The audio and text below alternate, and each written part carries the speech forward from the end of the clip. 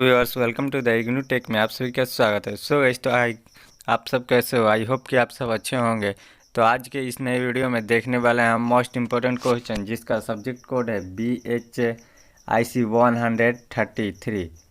सो guys, तो यदि आप हमारे चैनल पर नए हैं तो आप हमारे चैनल को सब्सक्राइब कर ले तथा साथ ही टेलीग्राम चैनल से ज्वाइन कर ले the IGNOU tech.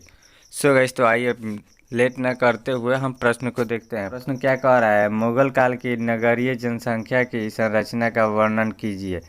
So guys, तो इसको कैसे हम लिखेंगे उत्तर में, आइए देखते हैं। उत्तर का हेडिंग डाल के लिखेंगे मुगल काल की नगरीय जनसंख्या। फिर इसके नीचे लिखेंगे मुगल काल की नगरीय जनसंख्या की सबसे प्रमुख विशेषता यह है कि मुगल काल में शहर में बसने वाले लोगों की जनसंख्या एक प्रकार की नहीं होती थी, बल्कि मिश्रित प्रकार की होती थी। मुगल काल में नगरों में अलग अलग जगह पर अलग अलग जनसंख्या के निवासी होने का प्रमाण मिलता है, जो इस प्रकार से है। फिर नीचे लिखेंगे कि 1 नंबर में लिखेंगे पहले वर्ग के अंतर्गत कुलीन और उनके सहयोगी, राज्य के अधिकारी और सैनिक। फिर उसके नीचे हेडिंग में लिखेंगे दूसरे वर्ग के अंतर्गत व्यापार और वाणिज्य से संबंधित वर्ग, जिसमें व्यापारी और दलाल आदि लोग आते थे। फिर नेक्स्ट टॉपिक में लिखेंगे तीसरे वर्ग के अंतर्गत धार्मिक लोग, संगीतकार, चित्रकार, वैद्य और हकीम आदि लोग आते थे। फिर नेक्स्ट टॉपिक में लिखेंगे चौथे वर्ग के अंतर्गत कारीगर, मजदूर, श्रमिक और सेवक आते थे। इस प्रकार से लिखेंगे। आगे हमें लिखना है मुगल काल में अलग अलग शहरों में अलग अलग लोगों के वर्ग पाए जाते थे। शहरों की राजधानी में सबसे बड़ा वर्ग आता था, जिसमें सम्राट और कुलीनों के सैनिक और सेवक का था।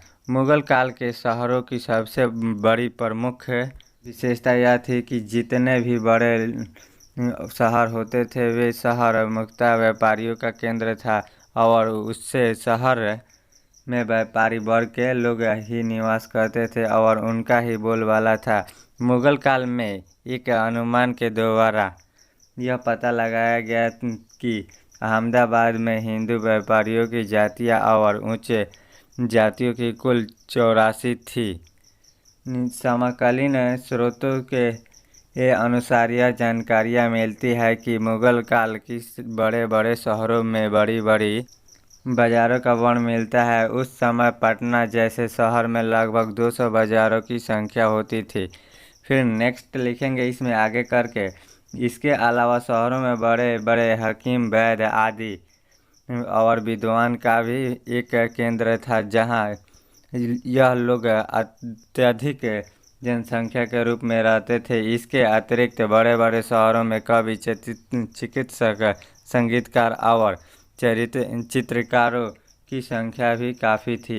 इस प्रकार से हम लिखेंगे। सो गाइस, तो यह वीडियो आप लोगों के लिए हेल्पफुल रहा होगा, तो हमारे टेलीग्राम चैनल को ज्वाइन कर लीजिए PDF प्रोग्राम के लिए, और वीडियो को लाइक कर दीजिए और अपने दोस्तों के साथ शेयर कर दीजिए। धन्यवाद।